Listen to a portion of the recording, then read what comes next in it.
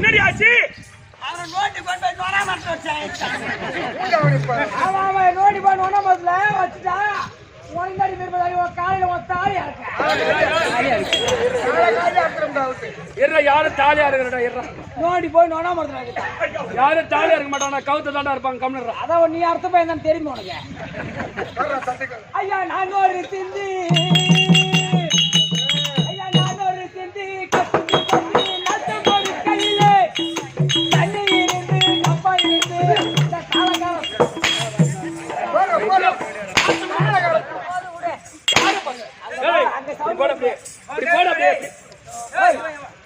சொம்பு எட்டனோட தண்ணி எட்டனோட சொம்பு இல்லைன்னு அப்புறம் மயிர கஷ்டம் பண்ணிதான் தண்ணி எடுத்து கொடுத்த வேணாம் சொல்லி பேப்பரை தொடச்சிட்டான்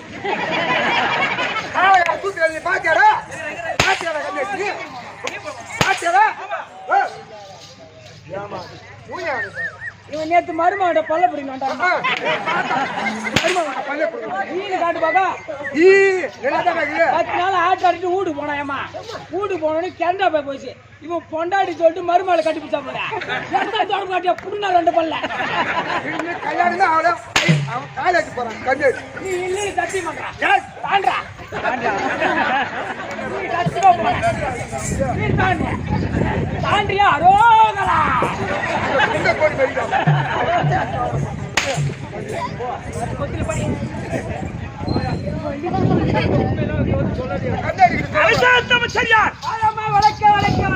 தம்பி வணக்கம் வணக்கம் வணக்கம் வணக்கம் வணக்கம் வணக்கம் வணக்கம் வணக்கம் வணக்கம் உனக்கு தெரியாது உன்கிட்ட என்னென்ன இருக்குதோ அதெல்லாம் சேர்த்து வைக்கிறான் சேர்த்து வைக்கிறாங்களா என்கிட்ட மட்டும்தான் இருக்குது சொல்ல முடியாது என்ன சொன்னாங்க சொல்ல போனாங்க அம்மாவுக்கு வணக்கம் நான் தாழ்ந்து வைக்கிற வணக்கம் ஏமாந்தா வைப்பிடங்க அதிகம் புரியாத பாருங்க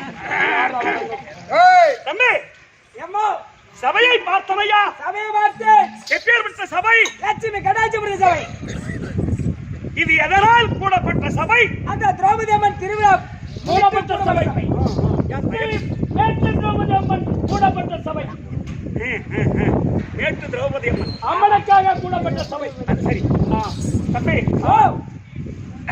உலகத்தில் இதிகாசம் என்பது 2 தான் ஒன்று ராமாயணம் ஒன்று மகாபாரதம் இந்த மகாபாரத காவியத்தை இந்த தெருவுல போகும்போது வரும்போதும் நமக்கு உரையாற்றி கொண்டிருக்கிறார்கள் ஆமா அந்த செவியில கேட்டாலே போதுமா செவியில காதுல கேட்டாலே போதும் ஆமா அந்த மாதிரி அப்பேற்பட்ட அம்மனுடைய திருவிழாவை மிக மிக மிக பெருமையாக கொண்டாடி இந்த தெருக்கூத்தை வைத்து ரசனையோடு ரசித்துக் கொண்டிருக்கக்கூடிய அன்பு உள்ளங்களுக்கும் அருமையின் தாயத்தை தெரிந்த கல தரவான்களுக்கும் உங்களுக்கும் அம்மனுடைய திரு பாதத்தில் இந்த சிறுவன் இந்த காலத்திலேயும் எந்த காலத்திலேயும் எப்பேற்பட்ட காலம் ஸ்ரீ திரௌபதி அம்மன் திருவிழா 21/7/2024 வருடம் திருவண்ணாமலை மாவட்டம் ஆடி மாதம் 5ஆம் தேதி அதான் நீங்க அடிச்சுடா அவனா 5ஆம் தேதி நானே டைம் டேபிள் கையில நான் போன வருஷமே தெரியாது நீ தெரியாது தம்பி இந்த காலத்திலேயும் சொன்னனே இந்த மகாபாரத காவியத்தை இந்த திருக்கூத்தை இது என்ன பெருத்த இது மாநகரம் இந்த மாநகரத்தில் கூட இந்த தெருக்கூத்துக்கு கூட வாய்ப்பு கொடுத்து என்ன இந்த தெருக்கூத்துக்கு வாய்ப்பளித்து நம்மை கண்டுகளிக்க வந்திருக்கின்றார்கள் என்று சொன்னால் ரொம்ப பெருமையா இருக்கு அது இவ்வளவு கூட்டங்கள் ரொம்ப பெருமை ஆமா அதனால எங்களுக்கு வாய்ப்பு கொடுக்க வந்த உங்கள் அனைவருக்கும் உங்கள் பாதம் தொட்டு வணங்குகிறேன் வணக்கம் தம்பி என்ன அம்மா நாயா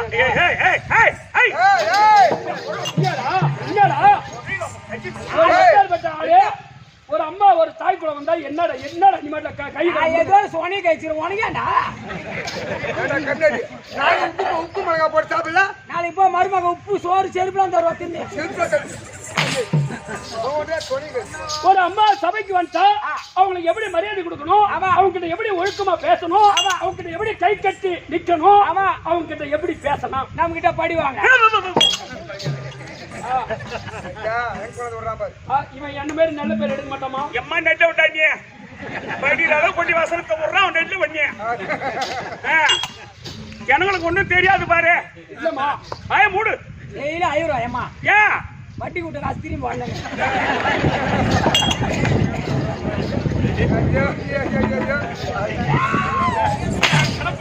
கணக்குல நீ தப்பு முடியாது தம்பி.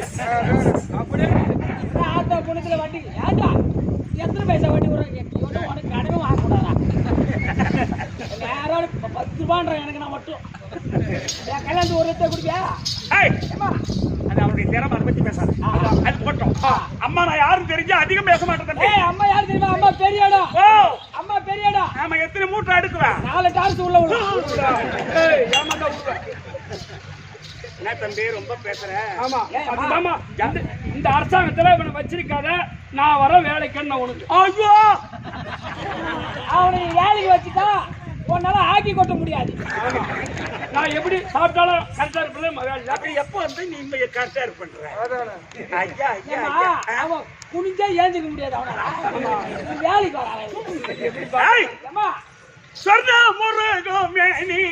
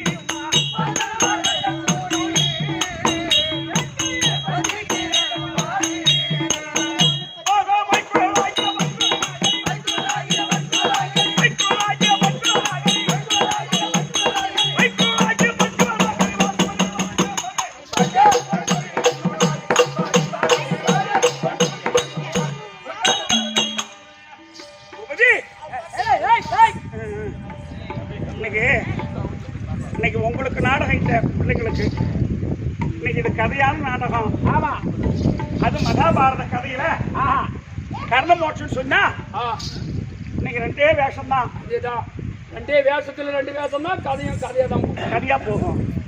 ஆனா பெரியவங்களுக்கு இது தகுதியான கதை, தகுதியான நாடகம். இந்த பால்வாடிக்கெல்லாம் ஆனா இருந்தாலும் அவங்க இல்லைன்னா அங்க நமக்கு சபை எடுப்படாது. அதான் கரெக்டா வரவும் வியாபாரம் ஆகும். கரெக்டா தம்பி இப்ப புரிஞ்சு போச்சா? எப்படி புரிந்தாது? ஐயோ ஒரு சுருக்கமா சொல்றேன். பொன்னுருகி சுபாக்கணி சொர்ண மாலை, பொன்னுருகி சுபாக்கணி சொர்ண மாலை, பொன்னுருகி சுபாக்கணி சொர்ண மாலை, பொன்னுருகி சுபாக்கணி சொர்ண மாலை, பொன்னுருகி சுபாக்கணி சொர்ண மாலை, பொன்னுருகி சுபாக்கணி சொர்ண மாலை, பொன்னுருகி சுபாக்கணி சொர்ண மாலை. அம்மா அம்மா அம்மா அம்மா ஏன்னா வேணா கடி மருந்து வச்சுங்களா? திடீர்னு எங்கால வேணா கட்டிச்சு கடிவிடா. நல்லதான் இந்த மன தாளாச்சு வந்தா திடீர்னு கட்டிச்சு எங்கடா போன கட்டிச்சு போய் மாட்டேன். அம்மா பேர நான் விளக்கமா விவரமா சொல்றேன். பொன்னுருகி சுபாங்கனி சொர்ணமாலை சொல்றேன். சொல்லு ஏன் உனக்கு மட்டும் 3? அதை கேக்குறியா? பிறக்கும் போது ஒண்ணுதாச்சு, வளர வளர பக்கை கால பொழுதுச்சு.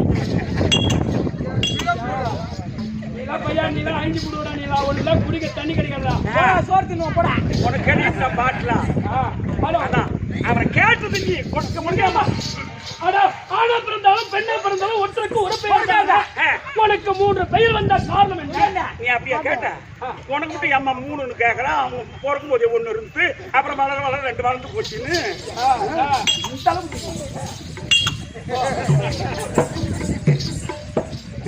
ஆமா ஒண்ணு நீ பேசாத இருந்தா போதும்.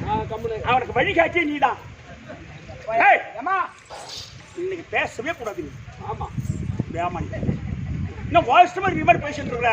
ஐயோ திரும்ப நம்ம சௌரியா போச்சு இவனுக்கு. வாயா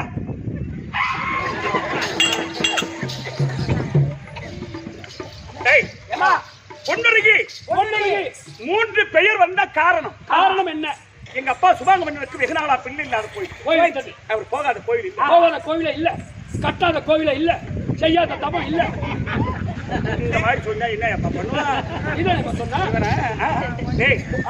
எங்க அப்பா பல கஷேத்திரங்கள் சென்றார். ஆமா, பல நதிகளிலே தலைமொழிகிறார். அப்போ ஒரு குழந்தை இல்லை.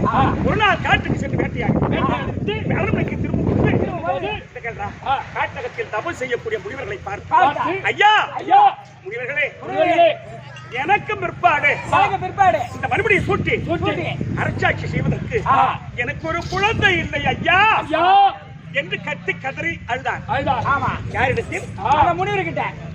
அப்ப அந்த சொன்னார்கள் முனிவர்கள், ஏ சுபாகம் என்ன, நீ ஒரு சொர்ணியாக செய். சொர்ணம்னா பொண்ணு. உங்க நாட்டுல போய் பொண்ணை பூரா வாரி கொட்டி யாக செய், தங்கத்தை பூரா வாரி கொட்டி யாக செய் அப்படின்னு சொன்னார்கள். அதை கேட்ட என் தந்தை, அப்ப எங்க அப்பா அந்த காட்டகத்தில் இருந்த யாரு? காட்டகத்தில் இருந்த பல முனிவரை கூட்டியே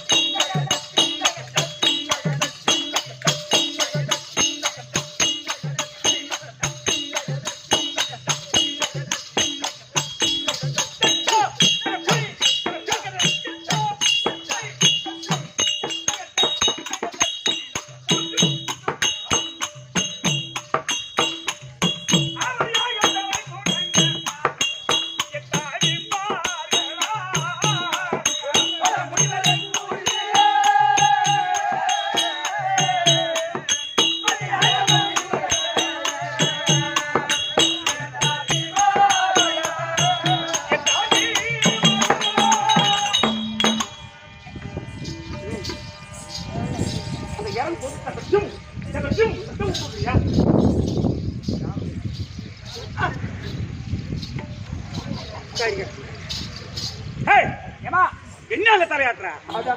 ஓ, இதெல்லாம் உங்க ஆளுங்களா? என்ன சாப்பிடுறீங்க?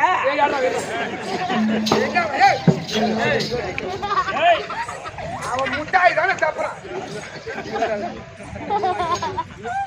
முட்டாய் சாப்பிடறான். சாப்பிடுறீங்க யாரையும் போ மருமாவா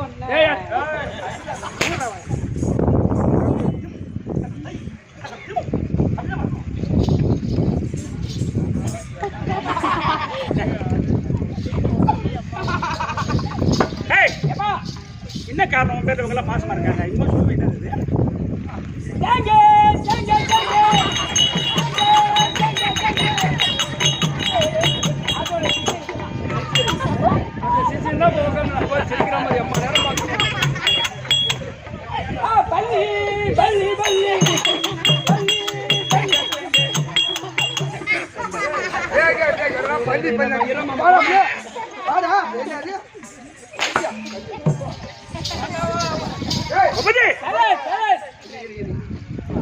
தந்தை அந்த காலத்தில் இருக்கக்கூடிய முனிவர்களை கொண்டு வந்து பெருத்த சொர்ணையாக செய்கிறார், தங்கவேக செய்கிறார். ஆமா, அப்போ பார்த்தார்கள் தேவர்கள்.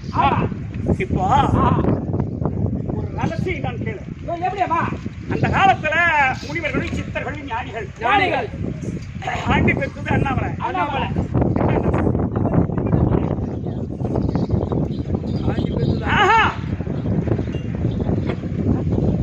இதை ஏன் உங்களுக்கு சொல்ல வரேன்னா ஞானிகள் வாழக்கூடிய இடம் இந்த திருவண்ணாமலை இந்த கைலாயம் இல்லையா?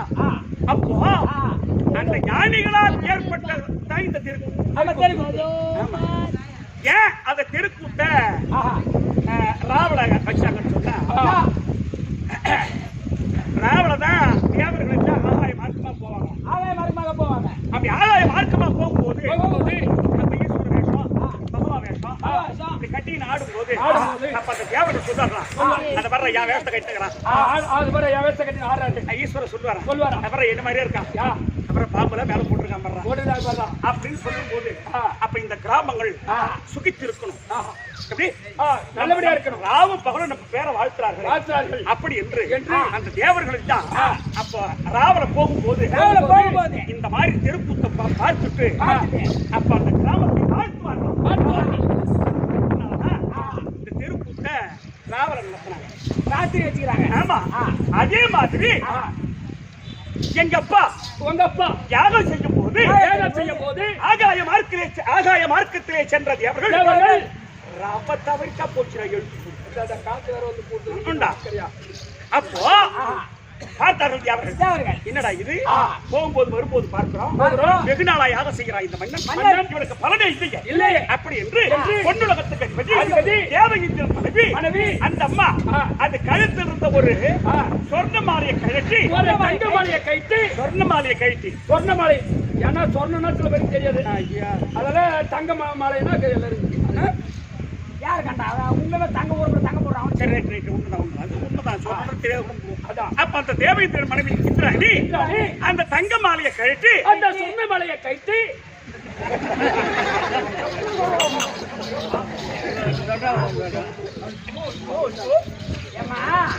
தங்கமும் சொர்ணமும் ஒண்ணு பவுண்டா வேற. அப்ப அந்த யாகத்தை விடுத்தார் இந்திராணி. அப்பவே ஒரு பொற்சிலை ஆகாய மார்க்கத்தில் சென்றது அவர்கள் கீழே இறங்கி வந்து அப்பதான் அந்த குழந்தைக்கு உயிர்ப்பு கொடுத்து ஏன் சுபாங்கம் என்ன எங்க அப்பா கிட்ட சொல்றாங்க இந்த குழந்தை தேவலோகத்தில் ஜெனித்திருந்தார். இந்த தேவர்களுக்கு உரிமையாகும். இது பூவுலகத்தில் இது உங்களுடைய குழந்தைதான் அப்படின்னு அப்பதான் பேர் சுட்டு நடக்குது. அப்பதான் என்ன சொன்னாங்க, பொன்யாகத்தில் பிறந்தபடியால் பொன்னுருகி சுபாங்கு சக்கரவர்த்தி என்ன ஒப்படைத்தார்களே. ஆமான்னு சொல்லக்கூடாது, சொல்லணும். சுபாங்க சக்கரவர்த்தியில ஒப்படைத்தார்களே.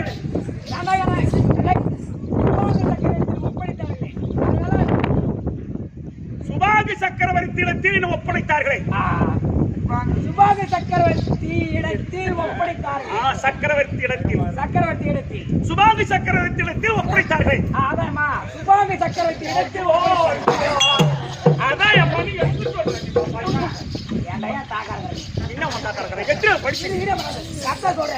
சுபாங்க சக்கரவர்த்தி இடத்தில் ஒப்படைத்தார்கள்.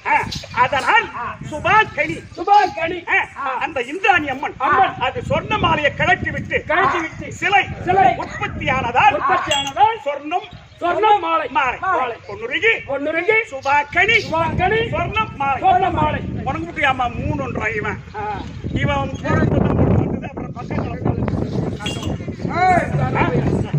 நாளைக்கு குடிக்க தண்ணி கிடைக்காது. உனக்கு கிடைக்குதா?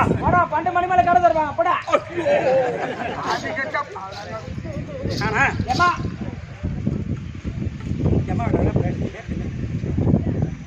அது இன்னும் கதை போகணும் இல்ல நம்ம சொல்லிட்டாங்க கதையை கரெக்டா கொண்டு போங்க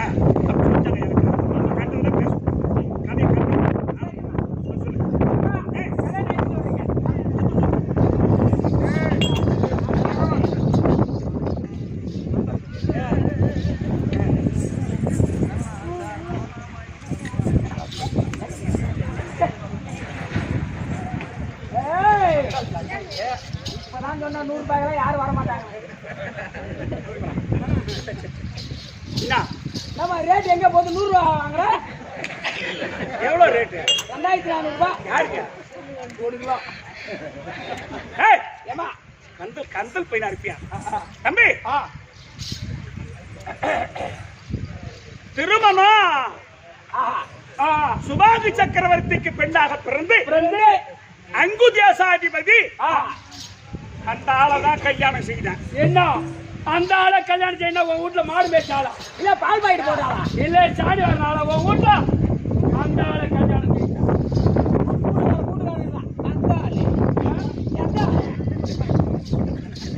நான் சொல்றது மட்டும்தான் நீ கேட்கணும். அந்த ஆளு தான் என் குடும்பத்துல உங்களுக்கு வேலை கிடையாது. நான் சொல்றதை கேளு. யாரு அவரு? கர்ணாபிஷேகம். அவரை கல்யாணம் செய்து ஒரு பிள்ளை இருக்கு. ஓஹோ. ஆனா ஒரு வாரம் சொல்லுது. ஒரு வாரம் சொல்லுது. கர்ணனுக்கு 4 பிள்ளை. 4 பிள்ளை. 4 பிள்ளை. 4 பிள்ளை. ஆனா ஒரு வாரம் சொல்லுது ஒரே பிள்ளை. ஒரே பிள்ளை தான். ஆனா நம்மள மாதிரி நாடகக்காரர்கள் கதையை வைத்து ஆடுவது ஒரு பிள்ளை என்று. ஒரு பிள்ளை என்று தான். ஆனா அந்த கதையெல்லாம் விட்டுடு. ஒரு குழந்தை பிறந்ததே தவிர நான் மாலையிட்ட மன்னன் ஈடுகுலத்தோர் தேர்வோட்டி ரதையன் ராதையார் வளர்க்கப்பட்டார். அவர்கிட்ட வாழ மாட்டேன்னு தனியா தாண்டா இருக்கிற பையன் நானு. ஏமா ஒரு ஆம்பளை கூட வாழாது. நீ தனியா வாக்குற. நீ இப்ப நீ தனியா வாக்குற. நீ தனியா வாக்குற. நீ என்ன அப்படி கேக்குற? உனக்கு புரியலையா? புரியலையா? நீ தனியா இருக்கிறன்னு சொன்னா அவன் துணையா வந்து உனக்கு சரியாகலாம்.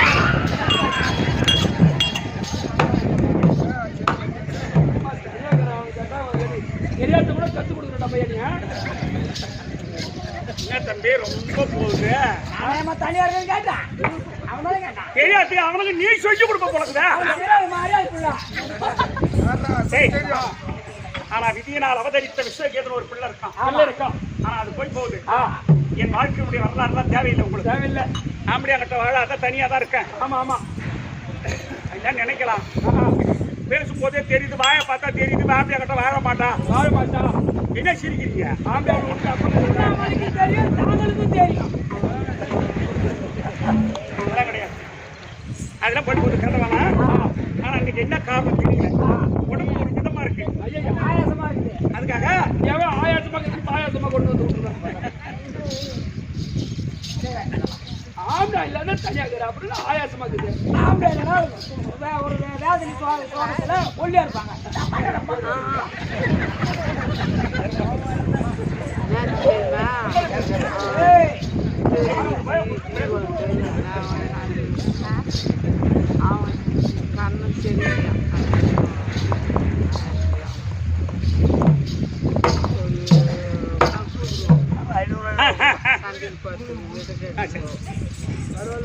தம்பி எத்தனை மணிக்கு போட்டு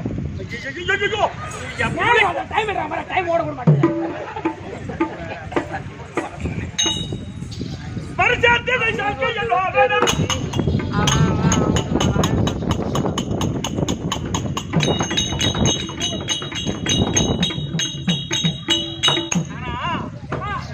திருப்புகழ் என்று சொன்னார். திருவண்ணாமலையில் ஏற்பட்டிருந்த அருணகிரியார் திருப்புகழ். அருணகிரியார் திருப்புகழ். அதுல சாதனாராத பகிலம் நேரம் நீதான பபில காலிதானால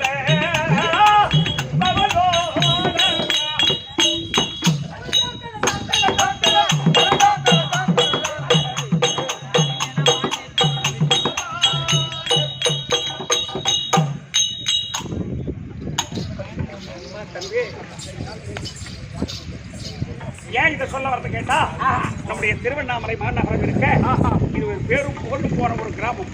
ஆமா, திருவண்ணாமலை மாநகரம். மாநகரம். ஆமா, இங்கதான் திருப்புகழ் உற்பத்தி. அருணகிரியார் திருப்புகழ் சொன்னா உலக மக்களுக்கு அனைவருக்கும் தெரியும். அப்புறம் தான் ராமாயண திருப்புகழ். அப்பேற்பட்ட இந்த திருவண்ணாமலை நகரத்தில் பேரும் புகழும் பெற்றபடியான உயர் திருவாளர் ஆர்வீர் அண்ணா அண்ணன் முருகன் அவர்கள் எமக்காக 500 ரூபாய் சன்மானம் கொடுத்திருக்கிறார்.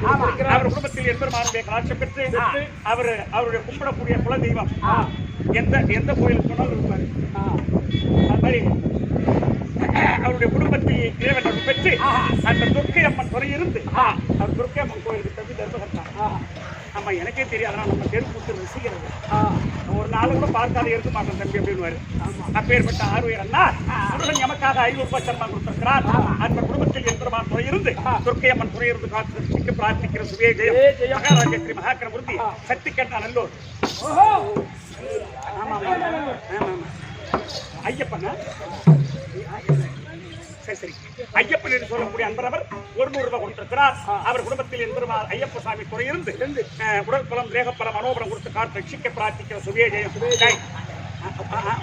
ஆமா மகாராஜேஸ்வரி மகாக்கரபுரத்தி இதே திருவண்ணாமலையை சேர்ந்த பேகோபுர வீதி 7வது தெருவை சேர்ந்த ஆர்வீரங்க அம்மா பாஞ்சாலி.